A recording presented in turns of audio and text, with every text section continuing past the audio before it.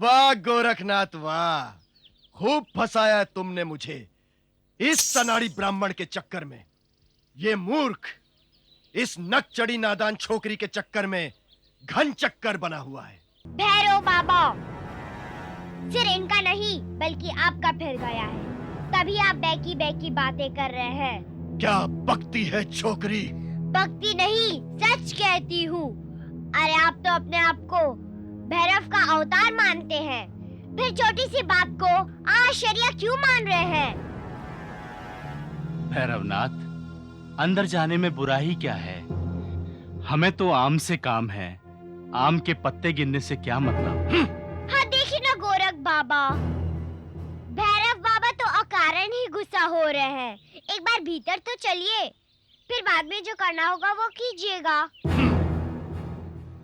चलो भीतर चलकर भी देख लेते हैं भंडारे का कितना बड़ा चूल्हा है और उस पर कितनी बड़ी हांडी है। हाँ हाँ चलो भीतर चलकर देखते हैं, यदि भीतर कुछ न मिला तो वहीं हिसाब किताब चुकता कर देंगे।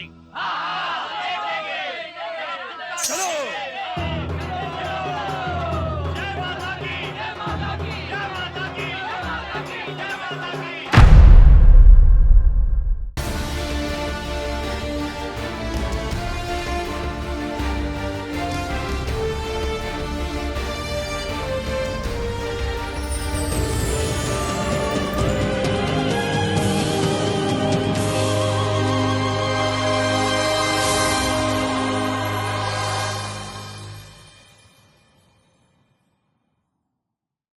नहीं, where are you man? Where are you man? किस चला रे तू जगह? I will kill you. I will kill you. Kill me if you want, okay?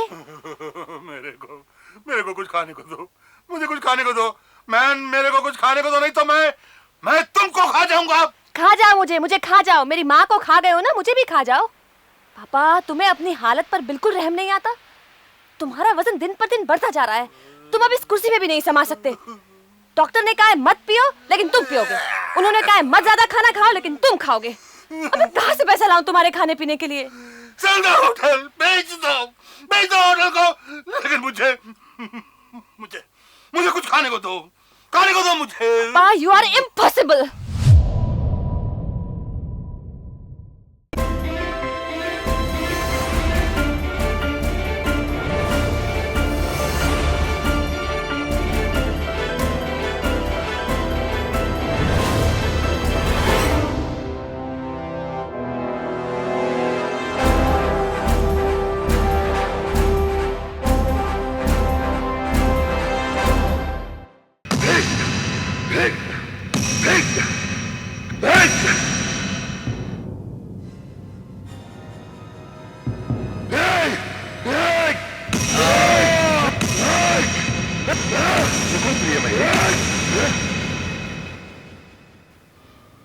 गुरुवर आप?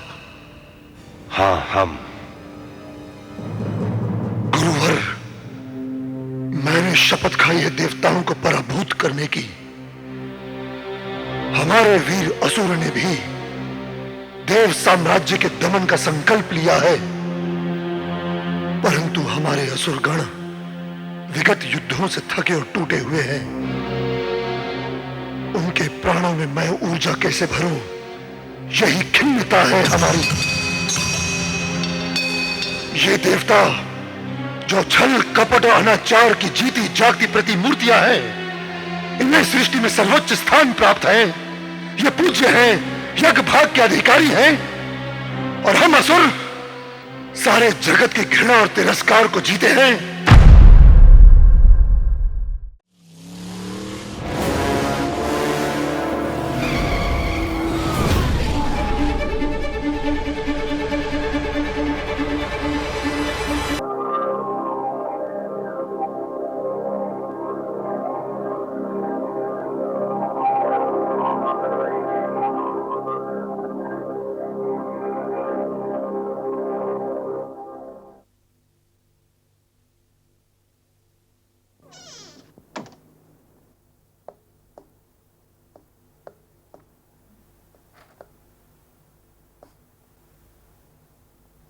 आप जरा बाहर जाएंगी? Don't mind. मेरे ख्याल से इनको बुरा नहीं लगना चाहिए। नहीं, लेकिन ये बड़ी अजीब बात है डॉक्टर। जब कुछ साल पहले मैं अपनी एक फ्रेंड को लेकर आपके पास आई थी, आपने उसे देखकर बाहर भेज दिया था और मुझसे बात की थी, और आज वो आपसे छोटी है ना, मैंने इसलिए उनको बाहर भेज दिया। बात ये है कि मैं समझ गई हूं डॉक्टर। मेरी उस फ्रेंड की तरह ही मेरे सर में चोट आई है। हाँ, इसीलिए मैं किसी भी वक्त बेहोश हो जाती हूँ। किसी भी वक्त आखिरी सांस ले सकती हूँ। ऑपरेशन करवाना जरूरी है, लेकिन बचने का चांस कम है।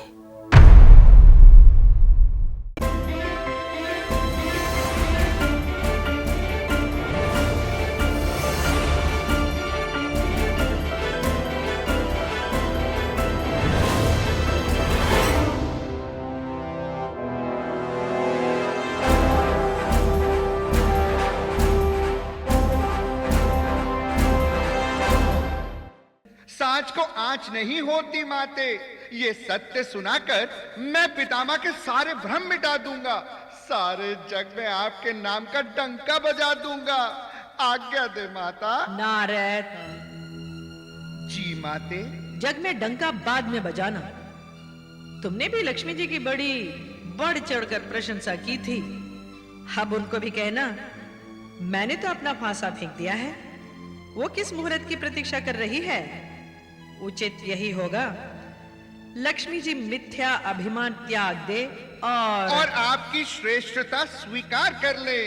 यही कहूंगा माते, भली भांति यही कहूंगा। अभिमान तो रहना ही नहीं चाहिए। अच्छा माते, प्रणाम। नारायण नारायण।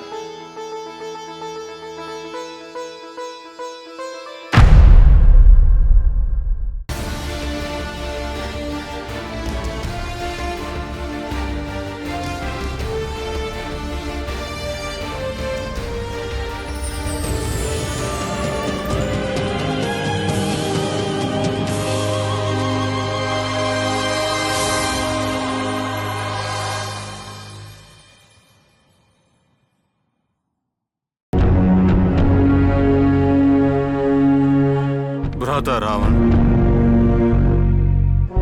आप जब भी युद्ध से लौटते थे तो आप बहुत उत्साह में पूरे राजमहल में घूमकर संतोषित होकर आनंद से बातें करते थे, परंतु युद्ध में विजय होने पर भी किसी भी संभ्रम के बिना यहाँ इस प्रकार बैठे हैं क्यों? बताइए, यक्षों के साथ युद्ध में क्या हुआ? विभीषण, इस प्रश्न को सुनकर ऐसा व्यतीत हुआ कि आपको अमात्यों से या सेनापति से विषय ज्ञात हुआ है। अर्थात हमारी सहोदरी शूर्पणखा के पति विद्युत वाहन को समर में आपने संहार कर दिया, क्या ये सत्य है? अवश्य सत्य ही है। सहोदरी के पति का संहार करने के लिए आपका मन हो कैसे गया भ्राता?